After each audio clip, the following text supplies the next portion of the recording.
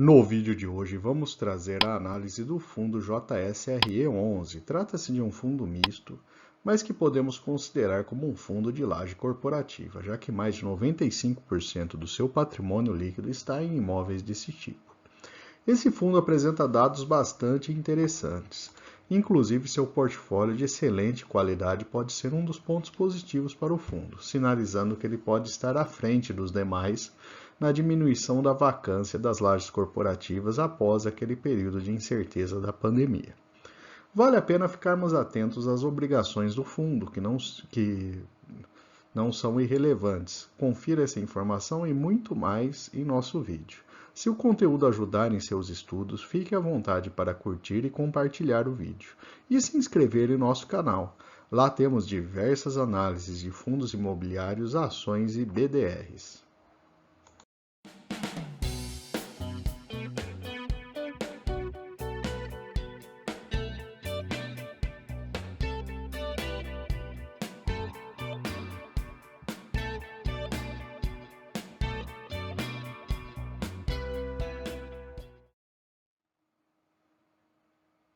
Vamos começar falando do portfólio do fundo. O primeiro é o Tower Bridge.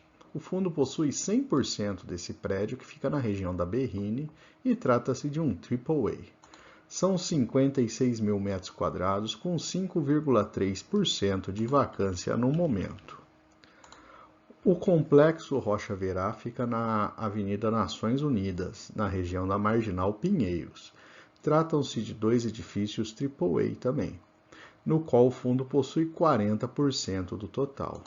São mais de 22 mil metros quadrados, com um total de 29,1% de vacância nesse momento. O edifício W Torre Nações Unidas 3 também fica na região da Marginal Pinheiros. Trata-se de um AAA e o fundo possui 64% deste empreendimento. São quase 16 mil metros quadrados, com vacância zero no momento. O fundo possui ainda 100% do edifício Paulista, que fica na Avenida Paulista, e trata-se de um prédio que passou por retrofit e é classificado como AA atualmente. São 26 mil metros quadrados e uma vacância de 30,9%. E, por fim, um prédio na cidade do Rio de Janeiro, já que todos os demais eram na cidade de São Paulo, fica na praia de Botafogo. O fundo possui 8% somente do prédio e ele é classificado em categoria C. São 700 metros quadrados do fundo e está 100% ocupado nesse momento. Somando todos os empreendimentos, são 121.935 metros quadrados de área bruta locável, com a vacância física de 14,5% e vacância financeira de 12,7%. Além dos imóveis físicos, o fundo possui participação em outros fundos imobiliários, mas tem um certo grau de concentração, já que 74% da sua participação em fundos imobiliários está no HGPO11. Trata-se de um fundo alinhado com o portfólio do JSRE11. São dois ativos na Faria Lima, com vacância de 5% e dividend yield de 6,34%. Agora podemos ver de modo mais detalhado nessa pequena tabela que mesmo com a participação em outros fundos, os imóveis correspondem por 95% do patrimônio do fundo, sendo que o Tower Bridge responde por 44% do total. Trata-se de um bom ativo de fato, mas não podemos deixar de observar que esse é um certo nível de concentração aí na carteira do fundo. 2/3 dos contratos são corrigidos pelo IPCA. 41% desses mesmos contratos vencem a partir de 2027. Há um escalonamento no vencimento dos contratos, como podemos ver nesse gráfico abaixo em azul, e a maior parcela dos contratos tem revisionais no quarto trimestre do ano. Vamos falar agora dos inquilinos. 25% são da área de seguros, 22% na área de saúde e 17% na área de tecnologia. Os 6 principais inquilinos do fundo são a Allianz, a Zurich Minas, o Einstein, o Banco Votorantim, a Medtronic e a Salesforce.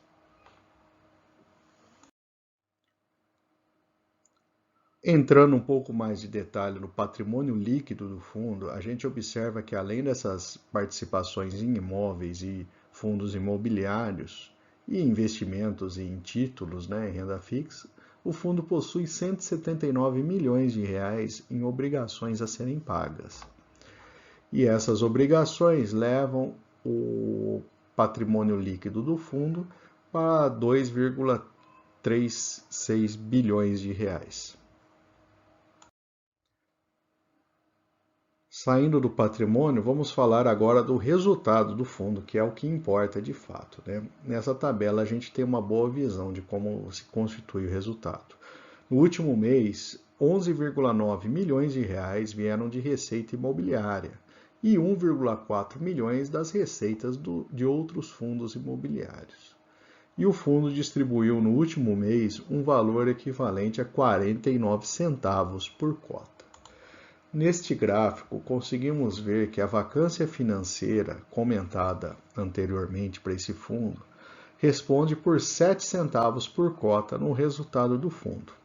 Isso é importante para a gente avaliar, né, que à medida que se recupera essa vacância, pode influenciar positivamente aí no resultado do fundo. Tá? Quanto menor a vacância, maior o resultado do fundo, só para ficar claro. Neste gráfico, a gente vê uma situação interessante, comparando o fundo com o seu valor patrimonial. E a gente percebe que, historicamente, esse fundo tem ficado acima do seu valor patrimonial. Mas, nesse momento, de um tempo para cá, ele está sendo negociado abaixo do valor, o que pode indicar aí uma boa oportunidade para aqueles investidores que pretendem comprar cotas desse fundo no momento. Em termos de liquidez, o fundo possui uma boa liquidez, negociando mais de 2 milhões de reais por dia.